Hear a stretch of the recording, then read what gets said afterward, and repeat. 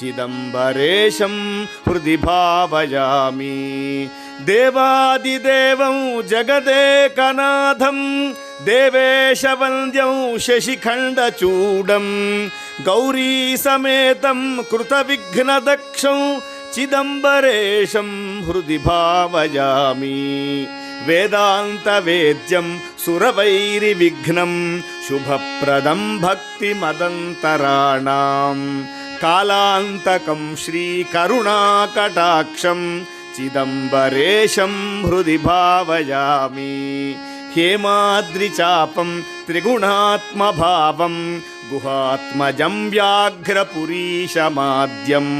श्मशानवासं वृषवाहनस्थं चिदम्बरेशं हृदि भावयामि।